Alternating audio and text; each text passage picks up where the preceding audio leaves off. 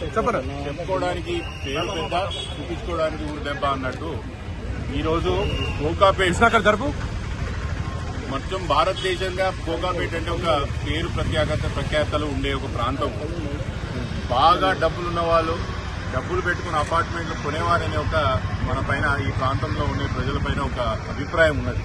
కానీ వాస్తవానికి ఎన్ని కోట్లు పెట్టి ఇక్కడ అపార్ట్మెంట్లు కొన్నా, విల్లాలు కొన్నా కూడా ఇక్కడ పరిస్థితి ఎలా ఉన్నదని ఒక్కసారి ఈరోజు మనం మై హోమ్ అవతారే కానీ, హాల్మార్క్ విసినియా కానీ, లేకపోతే అవతల ఉన్న మై పీక్, జేబేరీ పీక్ మరియు మిగతా అపార్ట్మెంట్ ఇక్కడ నివసిస్తున్న వంటి మా సోదరులందరూ కూడా ఎంత దౌర్భాగ్య పరిస్థితితో ఇక్కడ ఉన్నారనేది ఒక్కసారి చుట్టుపక్కల ఈ ప్రాంతం చూస్తే మనకు అర్థమవుతుంది.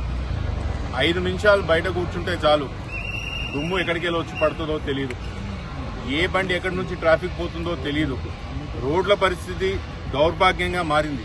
నేను ప్రభుత్వ పెద్దలకి ఆక్షన్లు వేసి ఇక్కడ ఉన్న ప్రాంతంలో డబ్బులు సంపాదించడమే కాదు, అపార్ట్మెంట్లు కోట్ల రూపాయలకు అమ్ముకొని ఆదాయం సమకూర్చడమే కాదు, ఇక్కడ ఉన్న మౌలిక సదుపాయాలు, ముఖ్యంగా ప్రజలు ఇక్కడ పడుతున్న ఇబ్బందులు కూడా అడ్రస్ చేయాల్సిన ఒక బాధ్యత ప్రభుత్వం మీద ఉంటుంది. ముఖ్యంగా ఇక్కడ ఉన్న ఆర్ఎంసీ ప్లాంట్, పొల్యూషన్ కంట్రోల్ బోర్డుకి ఒక నామ్స్ కు వ్యతిరేకంగా ఏదైతే ఆర్ఎంసీ ప్లాంట్లు ఇక్కడ నిలిచినాయో, లేకపోతే క్రషర్స్ ఇక్కడ పెట్టినారో, అవన్నీ కూడా గండిపేట మండలంలో ఆర్ఎంసీ ప్లాంట్లు ఏది కూడా ఉండడానికి వీల్లేదు.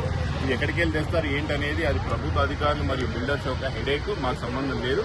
కానీ ప్రజలు కాపాడుకోవాల్సిన ఒక బాధ్యత వాటికి ప్రభుత్వానికి ఉన్నది, స్థానిక ప్రజాప్రతినిధులకు ఉందని మీ అందరికీ గుర్తు చేస్తున్నా.